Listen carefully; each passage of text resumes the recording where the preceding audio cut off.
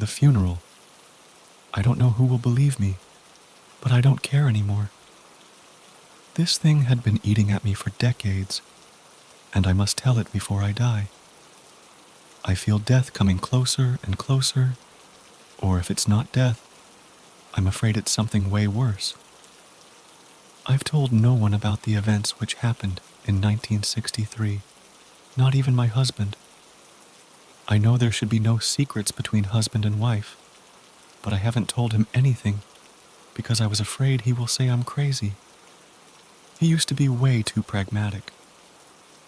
Fortunately, a few years after the events, I moved from Indonesia to Australia, but it did nothing to help forget. The nightmares were relentless and still are. I've chosen to record it instead of writing it down. Arthritis got to me really badly over the last few years. I'm way too tired even for the simple act of writing with a pencil. So here it goes. Back then, I was about 17 years old. I lived with my family in Paku village, in the Tanah Toraja area, close to Lake Poso. It was a wonderful place. Bamboo forests and rice fields covered extensive areas of hills and valleys. And the people were simple, helpful, and respectful.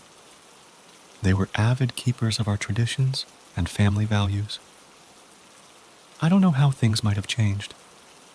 I haven't been back to Paku for a long time. I lived with my mother, Atara, my father, Sieto, my brother, Jabir, and sister Naka.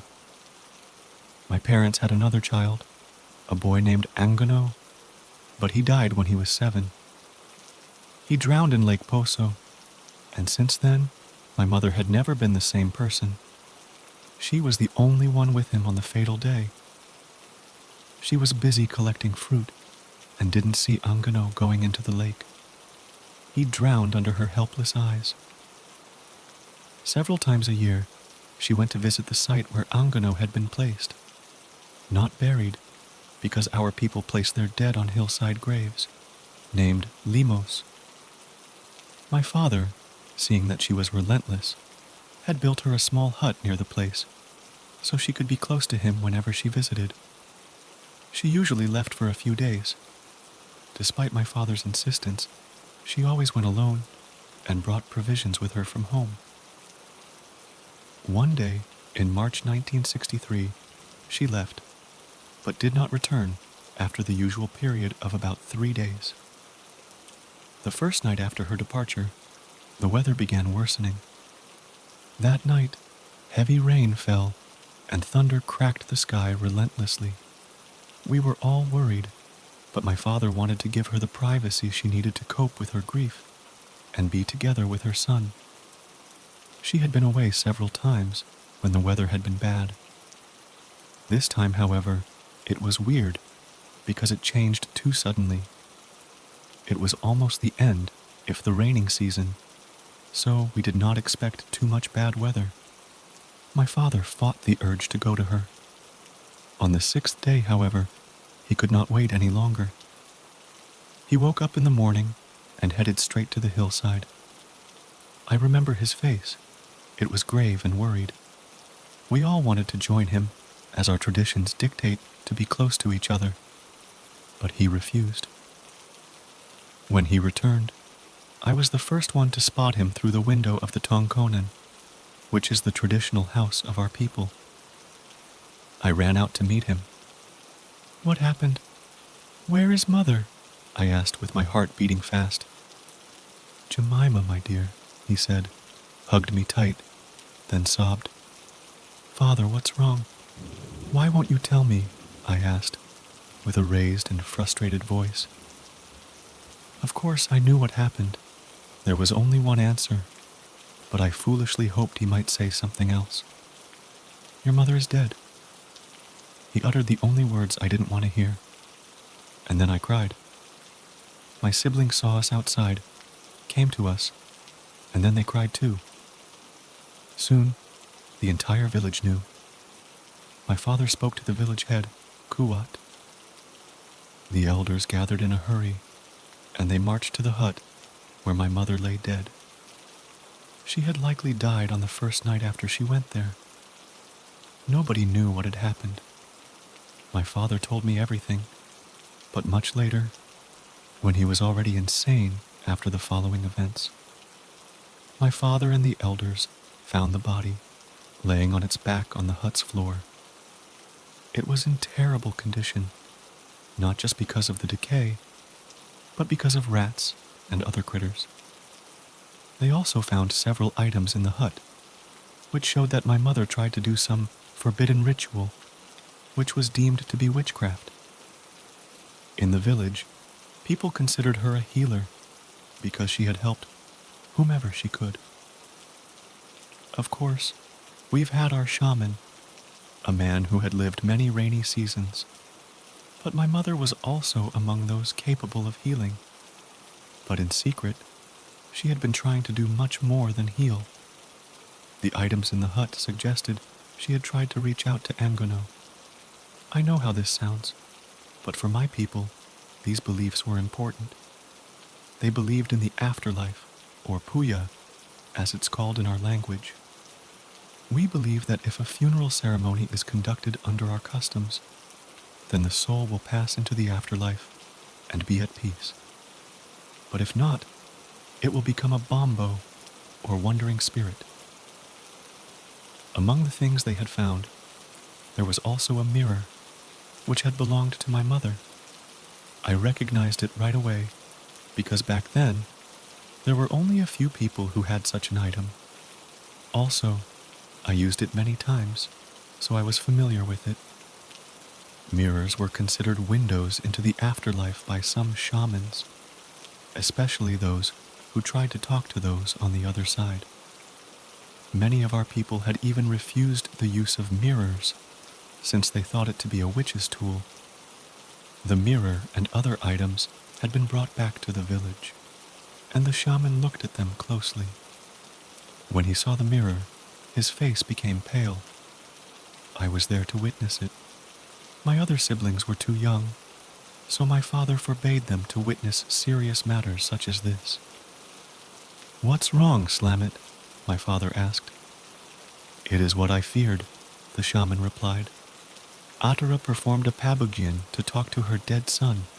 Look here." Pabugian was forbidden witchcraft in our language. He pointed to the mirror, and my father's face dropped. I felt goosebumps all over my body when I saw it. A face was visible on the glass, like faint breath on a window. A pale and childlike figure was staring back at us with empty eyes. The shaman tried to wipe it away, but it didn't work. On the backside, the mirror was painted black. There was no explanation.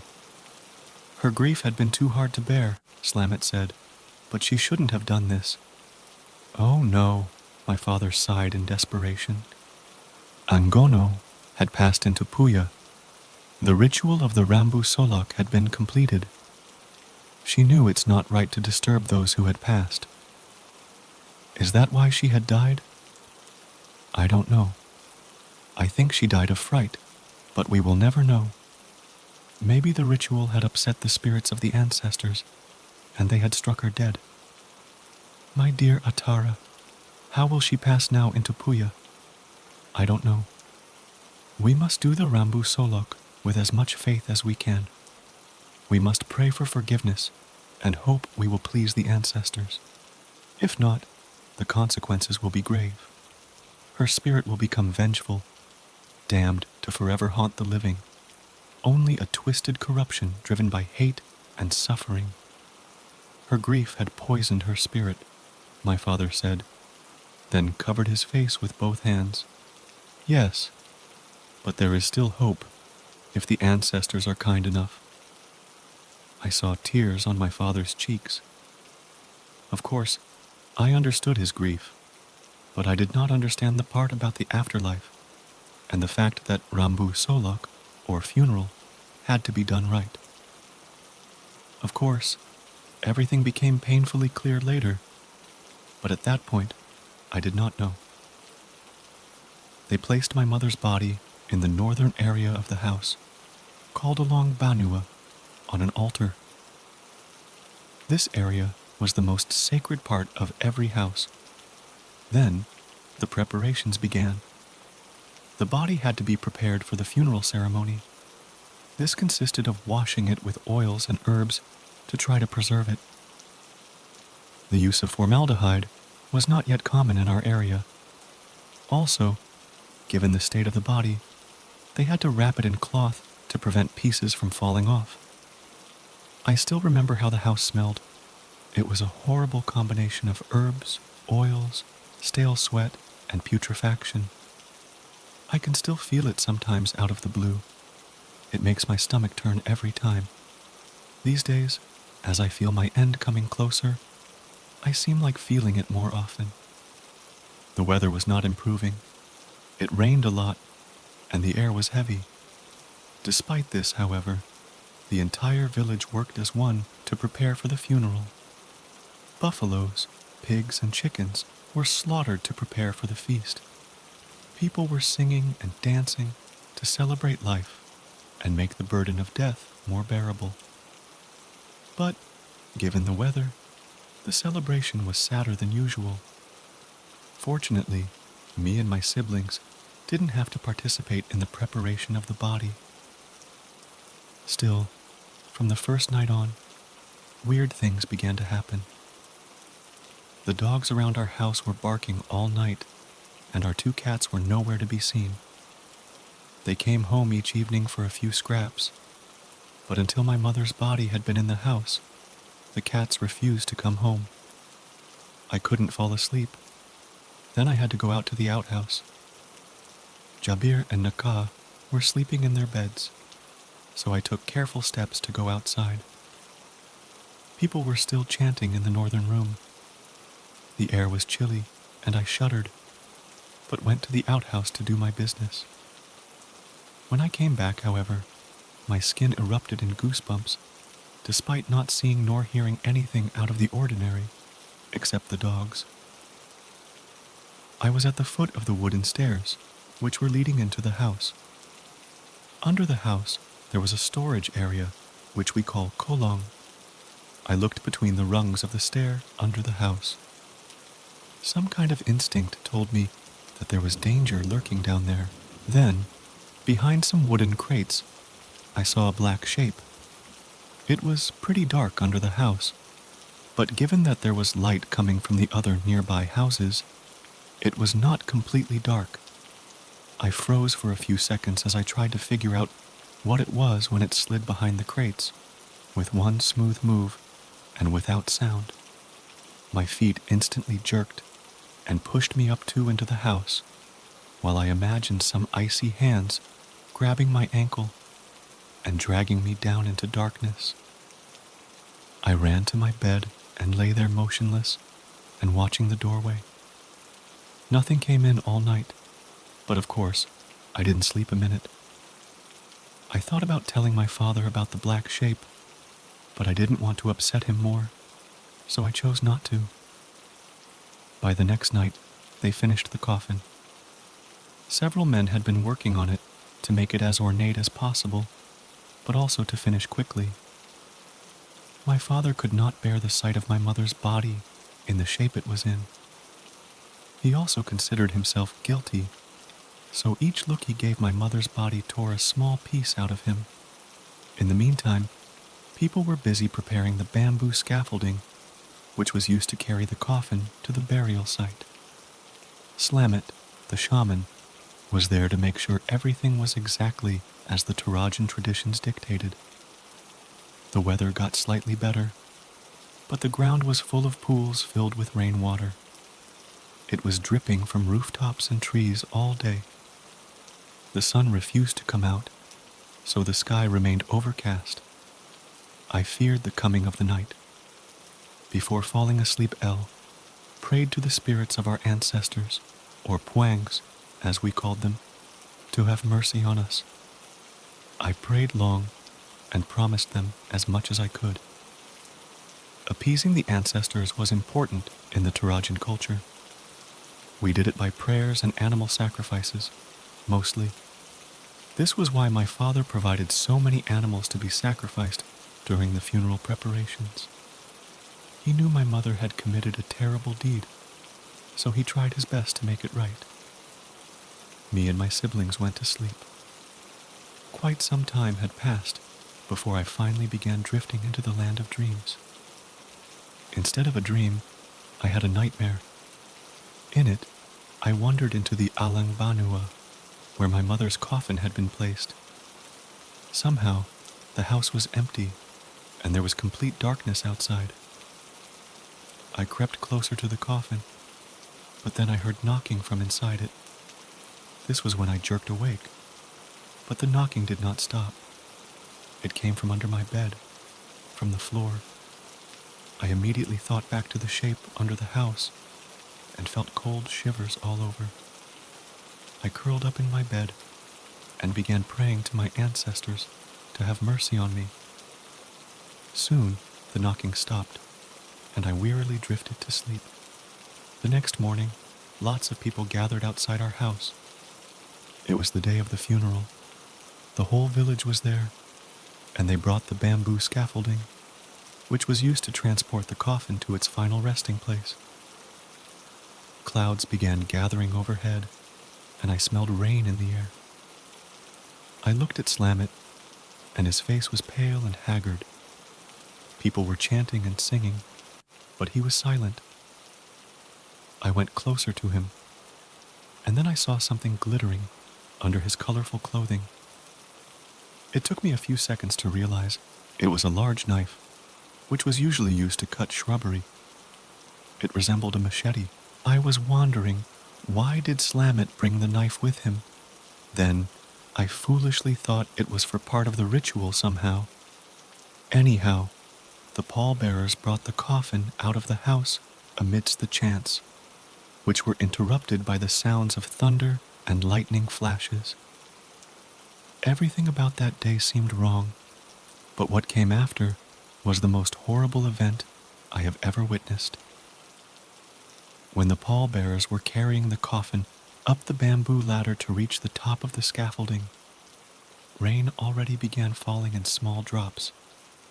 They almost brought the coffin up when one of the pallbearers screamed in horror and let it go.